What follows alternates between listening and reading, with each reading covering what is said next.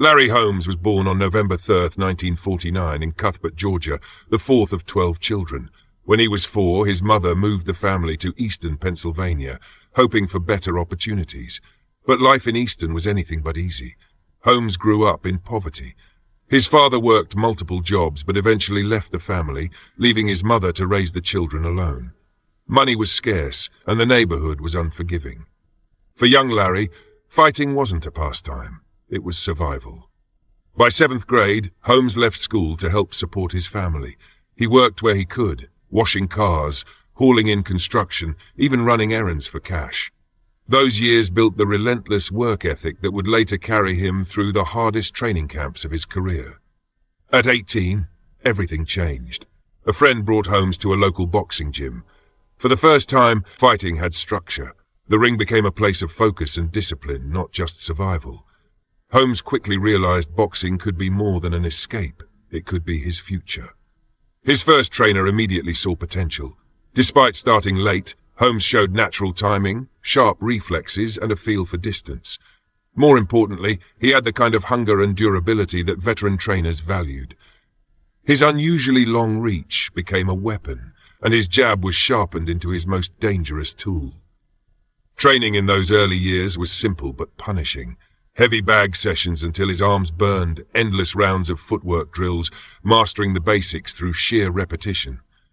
Holmes didn't have the flash of a natural prodigy, but he carried something stronger, the unshakable belief that hard work could level any gap. The sparring partner years. In 1971, Holmes's career took its most important turn. He became Muhammad Ali's sparring partner, and for several years absorbed lessons no formal training could provide. Working as Ali's sparring partner wasn't glamorous. Holmes was human target practice for the world's most famous boxer. Day after day he climbed into the ring with Ali, absorbing punishment, while Ali prepared for his biggest fights. But Holmes saw opportunity, not burden. Ali's training camps were legendary for their intensity. Holmes sparred not just with Ali, but with other top contenders who came through the camps. Every day was graduate-level boxing education. During these sessions, Holmes truly developed his jab.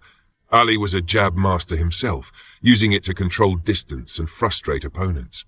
But Holmes's jab was different, heavier, more committed, designed to inflict damage rather than just create openings. The transformation wasn't immediate. Holmes spent countless rounds getting outboxed by Ali, learning through defeat what it took to compete at the highest level. Ali critiqued Holmes's technique between rounds, pointing out flaws and suggesting improvements. This direct instruction from boxing's greatest practitioner was invaluable. Holmes learned that the jab wasn't just throwing your hand out quickly. It required perfect timing, precise footwork, and the ability to disguise the punch until the last moment. He studied how Ali used feints, created angles, and recovered instantly to avoid counters. Most importantly, Holmes learned the mental game. He watched how Ali handled pressure, maintained confidence when behind, and used psychological warfare as effectively as physical techniques. These lessons proved crucial in his championship years. The sparring period also toughened Holmes physically. Taking punishment from world-class fighters regularly built his legendary chin and taught him to absorb shots while fighting effectively. This durability became one of his greatest assets. Holmes also learned patience, understanding that greatness is built slowly through long hours of unseen work. He carried this mindset into his own training camps where discipline became his edge. By the mid-1970s, Holmes had absorbed everything possible from his sparring role. He'd sharpened his signature jab through hundreds of rounds with elite competition and developed the mental toughness needed to survive at the sport's highest level. He was ready to step out of Ali's shadow and build a legacy of his own. The training regimen that built perfection. When Larry Holmes set his sights on a championship and began working with trainer Eddie Futch, his entire program was built around one goal, weaponizing his jab. Futch understood that Holmes's unusually long reach, combined with his natural sense of timing, could make the jab not just a setup punch, but the centerpiece of his style. The key was volume and precision. Holmes didn't throw a few hundred jabs in practice, he threw thousands. Every training day was built around perfecting that single punch until it became automatic, delivered the same way in the gym as it would be in the 15th round of a fight. His mornings began with road work, usually 5 to 7 miles at a steady pace, sometimes pushing closer to 10 during peak camp. Holmes ran the steep hills of Easton to strengthen his legs, believing that a powerful jab started from the ground up. He often sprinted at the end of runs to simulate the bursts of energy needed late in fights. Afternoons were dedicated to technical work. Shadowboxing was a cornerstone. Holmes spent countless rounds in front of mirrors, drilling his stance, foot placement, and jab mechanics until every detail felt natural. The heavy bag built power and endurance, with long sessions of combinations anchored by the jab. The speed bag sharpened rhythm and timing, while the double-end bag forced accuracy and control. He also made regular use of the jump rope to improve footwork, balance, and overall conditioning. Sparring was Holmes's classroom. He rotated sparring partners to test different aspects of his game. Taller fighters forced him to sharpen his timing, while shorter, pressure-oriented partners helped him refine distance control.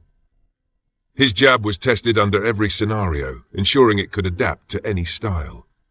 Holmes also trained for mental durability. He studied tapes of great fighters, visualizing how his jab would break down opponents. Fuchs emphasized staying calm under pressure, and Holmes developed a poker-faced composure in sparring that carried into his championship fights. Strength training was simple but effective. Holmes did bodyweight exercises, push-ups, sit-ups, pull-ups by the hundreds, focusing on functional endurance rather than bulk. Medicine ball drills and resistance work added explosiveness without sacrificing mobility. Equally important was recovery and consistency. Holmes didn't train only in fight camps. He kept himself in shape year-round. He respected rest, proper meals, and the need to let his body rebuild from grueling sessions.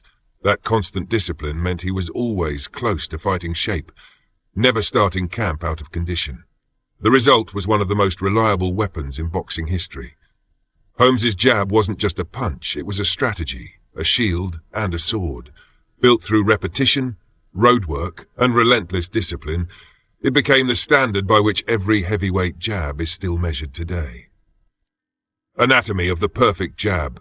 What made Larry Holmes's jab different from every other heavyweight in history? The answer was technical perfection, achieved through years of obsessive refinement. Holmes's jab wasn't just a punch, it was a precision instrument delivered with surgical accuracy.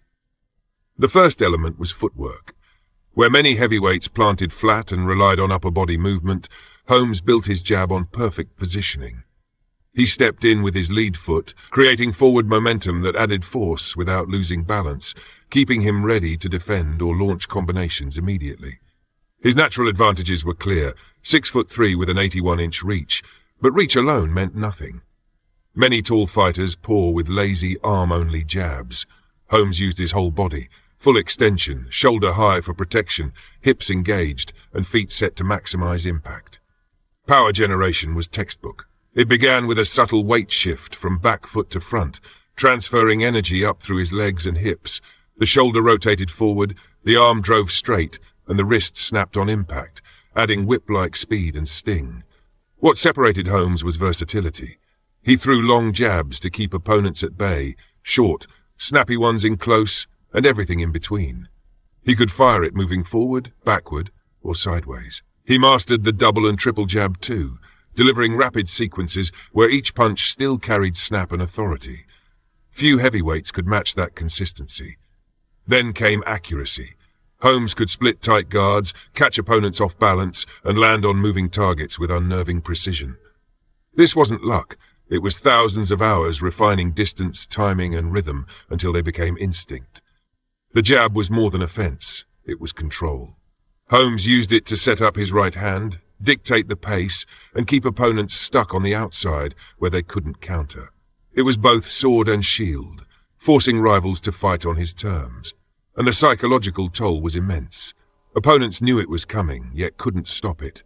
Round after round, the jab broke rhythm, frustrated strategy, and wore down resolve.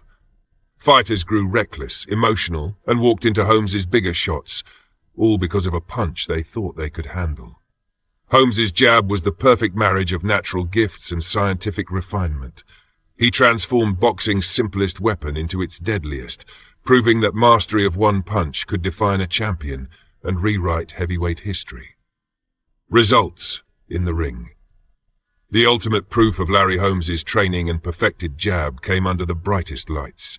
From 1978 to 1985, he used it to dominate the heavyweight division, carving out one of the longest and most consistent championship reigns in history. His breakthrough arrived on June 9, 1978, against Ken Norton for the vacant WBC title. Norton had beaten Muhammad Ali and was known for breaking his jaw. The fight was brutal and competitive, but Holmes's jab made the difference. Round after round, it disrupted Norton's rhythm, kept him at range, and forced him to reset.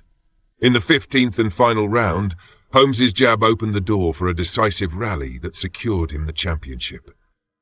His first title defense against Alfredo Evangelista highlighted the jab's destructive power.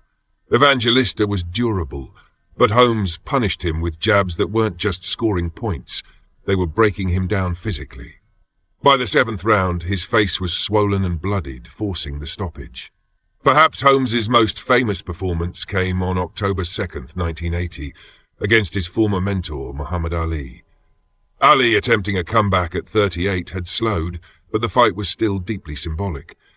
Holmes had once learned from Ali, even sparring with him for years. Now he used those lessons against his idol. From the opening bell, Holmes's jab controlled every exchange, snapping Ali's head back and preventing him from building momentum. After 10 punishing rounds, the corner stopped the fight, ending Ali's career.